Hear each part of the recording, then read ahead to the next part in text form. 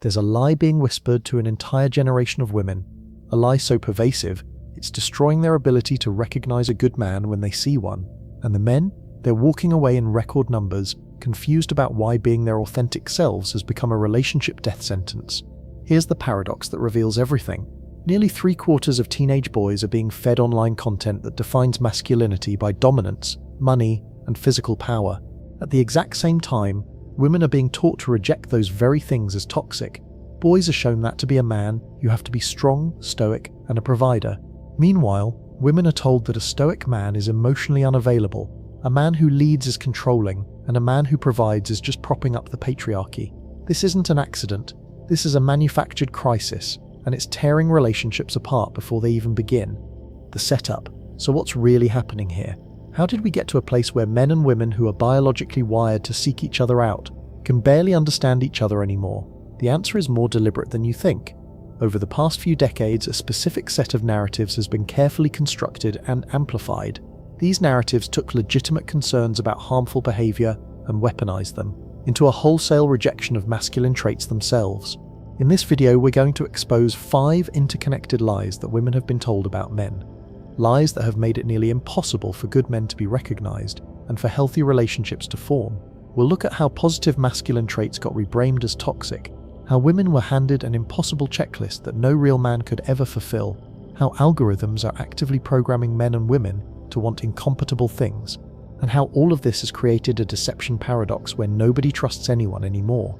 But here's the important part. This isn't about blame. This is about understanding the game that's being played on all of us. Because once you see it, you can't unsee it. And that's when everything changes. Let's start with the foundation, the moment when healthy masculinity got confused with toxic behavior. The Great Misunderstanding, how they weaponized masculinity against itself. Let's get one thing straight from the start. The conversation around toxic masculinity had a necessary purpose. It was meant to call out genuinely harmful behaviors, misogyny, celebrating violence, refusing to respect women as equals. Nobody is defending that. But here's what happened. The term became a cultural wrecking ball. It stopped being a scalpel that removed the cancer and became a sledgehammer that destroyed everything. Any masculine trait that made someone uncomfortable got labeled toxic, and an entire generation of women was taught to see danger where there was only difference. Stoicism became emotional suppression, but there's a massive difference between being emotionally regulated and being emotionally repressed. Emotional regulation is feeling your emotions but choosing how and when to express them. It's the ability to stay calm when your world is falling apart, to think clearly under pressure, to be the rock your family needs when everything else is chaos. That's not weakness, that's strength. Repression is unconsciously burying your feelings until they explode, or until you can't connect with anyone at all. But the popular narrative erased that nuance completely. Women were taught that a healthy man is in a constant state of emotional disclosure, processing every feeling and fear out loud in real time, like a therapy session that never ends. So when they met men who were naturally more reserved, who processed things internally, who didn't feel the need to broadcast their inner turmoil, they saw a red flag. They saw emotional unavailability. They saw a man who was shut down or hiding something, not a man with the quiet strength to weather storms without falling apart. Leadership became control. For millennia, the drive to lead and protect was seen as fundamental to a man's role. Suddenly, it was viewed with suspicion. A man making a decision was domineering. A man offering a solution instead of just listening was not holding space. His protective instinct was painted as a condescending belief that women are weak. Think about how confusing this is for a man. The very qualities he was raised to believe make him valuable. His ability to be a steady anchor, solve problems, lead and protect, are now the very things he's told make him toxic. He's trapped. If he steps up, he's controlling. If he steps back, he's passive and useless. Providing became patriarchy. A man's desire to provide was reframed as an attempt to create a power imbalance. His instinct to take care of his family financially was seen as keeping women dependent. The pride he took in being able to support the people he loved was turned into something sinister. This misunderstanding has created a generation of men who are hesitant to lead, and a generation of women who are disappointed by the lack of it. Both sides are confused, both sides are hurt, and nobody knows how we got here. The impossible checklist, how they set women up to reject good men. So what happens when you demonize the core traits that make a man? You hand women an impossible checklist, a list so contradictory, no human being could ever fulfill it. The modern ideal man, as sold through pop culture and social media, is a walking paradox.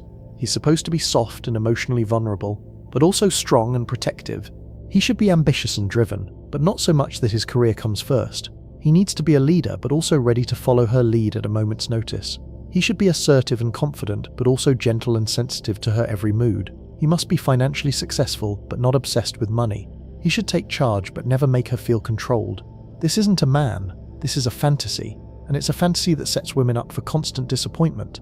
When a real man inevitably fails to be all of these contradictory things at once, the narrative kicks in. It's not that the expectations are absurd, it's that he's flawed. He's not open enough, not driven enough, not gentle enough, not strong enough. The list goes on, and here's the cruelest part. Good men are being filtered out because they don't perform this impossible dance. The emotionally regulated man who doesn't overshare, dismissed as unavailable. The man who leads with quiet confidence, labeled as controlling. The provider who takes pride in his work, accused of being materialistic.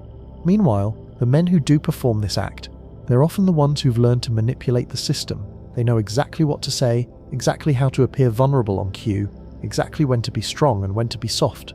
They've mastered the performance. The authentic men, the ones who are genuinely good but don't fit the contradictory mold, are left wondering what they did wrong. The Algorithmic Divide, how technology weaponized gender against itself. If these conflicting social narratives weren't destructive enough, technology threw gasoline on the fire.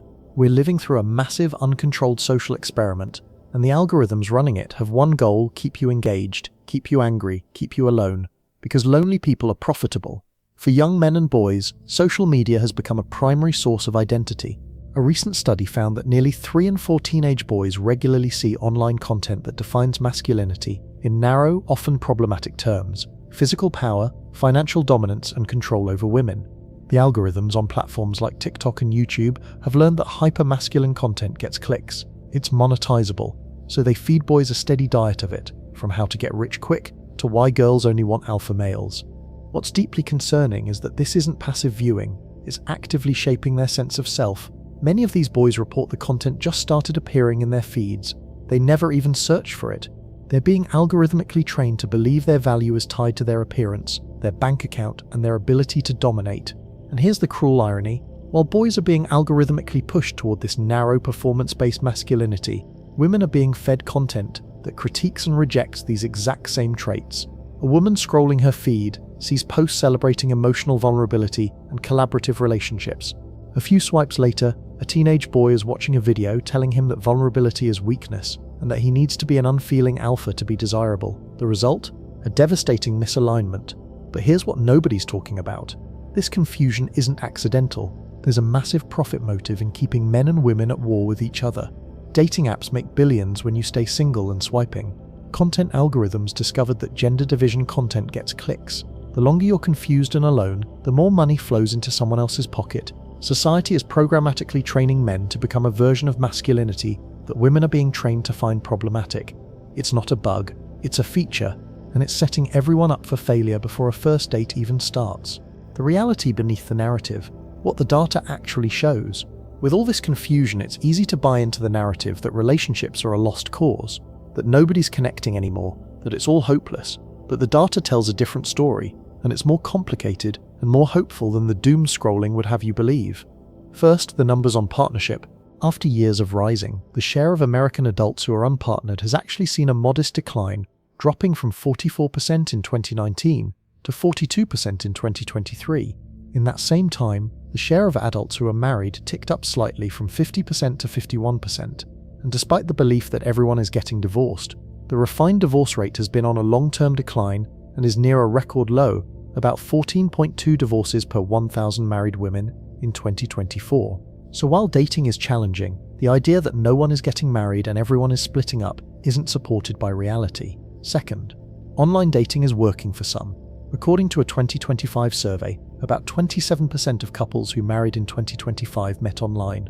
For engaged couples, that number is even higher. Over half met on a dating app. Meeting someone online is no longer the exception, it's becoming the norm. But here's where it gets complicated. The experience is vastly different for men and women. Men significantly outnumber women on most popular dating apps. This creates an environment of intense competition for men, where even good men struggle to get noticed. Meanwhile, women experience a deluge of attention which leads to its own problems: fatigue, overwhelm, and difficulty sorting through a high volume of low-quality interactions. So what does this tell us? People are still meeting. They are falling in love. They are building relationships. The desire for connection isn't gone. The problem is that the bridge of mutual understanding has eroded. Men and women are on the apps looking for commitment, but they're operating from different playbooks, shaped by conflicting messages, algorithmic manipulation, and cultural lies. The path to connection exists, but it's buried under layers of confusion. The deception paradox. How distrust creates what it fears. When misunderstanding becomes the norm, the most critical element in any relationship begins to crumble. Trust. When women are taught that masculine traits are inherently suspicious and men feel judged against an impossible standard, the ground becomes fertile for deception. Not because people are malicious, but because they're terrified. Research on lying shows a complex picture. Some studies suggest men lie more frequently, particularly self-serving lies. But when you look at lying within relationships, the behavior is far more universal, with surveys indicating around 90% of people admit to lying to their partners. The motivation often differs. Men might be more prone to self-serving lies. Women tend to tell more pro-social lies, untruths meant to protect a partner's feelings or avoid conflict. But here's the painful paradox. The cultural narrative has conditioned women to be deeply distrustful of men, yet much of the lying that happens in relationships from both sides isn't a malicious attempt to betray. It's a misguided effort to navigate the very fear that these narratives created. A man lies about his insecurities because he's been taught that vulnerability is weakness. A woman lies about her disappointment because she's been taught that expressing needs directly is nagging. Both are forms of deception, both damage intimacy, but they come from a place of social conditioning, not malice. The lie women were told was that men are fundamentally untrustworthy. The more complex truth? We've created a relational environment so fraught with judgment that both men and women feel compelled to hide parts of themselves. This leads to a self-fulfilling prophecy of distrust. When you expect someone to be a caricature, you don't give them space to be an honest, complex human being. Constant suspicion makes real vulnerability feel too risky, and without vulnerability, true connection is impossible. Conclusion: the path forward. This isn't about pointing fingers. It's not about saying women are wrong and men have no faults. The purpose here is to shed light on the flawed cultural programming that's been running in the background of all our lives. The lies women were told about men, that their strength is dangerous, their stoicism is a flaw, and their leadership is oppression, came from a well-intentioned but overly simplistic critique of masculinity. In trying to get rid of the poison, we nearly killed the patient. We've left men feeling demonized for their core nature and women feeling perpetually disappointed by the men they meet.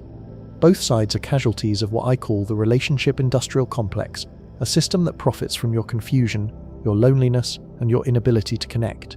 The path forward isn't a return to rigid, outdated gender roles. That's not what this is about. It's about moving toward a more mature, nuanced understanding of masculinity and femininity, where we can distinguish between genuinely toxic behaviors and the healthy, positive expressions of masculine energy. Healthy masculinity isn't about dominance, it's about protective strength. It's not about emotional suppression, it's about emotional regulation. It's not about domineering control, it's about authentic leadership and taking responsibility. It's about balancing self-reliance with a deep capacity for connection. For this to happen, both men and women need to unlearn the lies. Men must find the courage to embody the best of their masculine traits without apology, while also embracing the emotional intelligence that deep relationships require. You don't need to perform vulnerability on command. You don't need to apologize for wanting to lead, protect, and provide. But you do need to understand that strength without wisdom is just force, and women must learn to see those masculine traits not as a threat, but as a gift to differentiate the steady strength of a good man from the brittle bravado of a broken one. To recognize that the man who doesn't constantly broadcast his emotions might be the most emotionally stable person in the room. That the man who wants to lead isn't trying to control you, he's trying to build something with you. The liberation. What happens when you see through the lies? Here's what changes when you understand this game. For men, you stop seeking validation from a system designed to withhold it. You stop contorting yourself into impossible shapes trying to be what you think women want. You start building your life on your own terms, your strength, your purpose, your values. And paradoxically, that's when you become most attractive. Not because you're performing, but because you're real. For women, you stop filtering out good men because they don't match a fantasy checklist written by people who profit from your confusion. You start recognizing the difference between a man who's emotionally regulated and one who's emotionally unavailable. Between a man who leads and one who controls, between a man who provides and one who manipulates. The relationship industrial complex wants you confused. It wants you swiping. It wants you consuming content about why the opposite sex is broken. It wants you alone. Your liberation is their bankruptcy. We have to stop judging each other based on politicized caricatures and start seeing the complex, imperfect, well-intentioned human beings we all are. The disconnect between men and women isn't inevitable. It's not biological. It's not destiny. It's a product of the stories we've been told. Stories designed to keep us apart.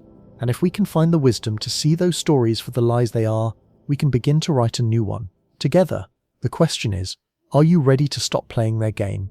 If you're tired of being told that your strength is toxic, that your desire to lead is control, that your instinct to protect is aggression, subscribe to this channel. We're cutting through the noise and having honest conversations about what it really takes to connect in a world that profits from keeping you alone. And I want to hear from you.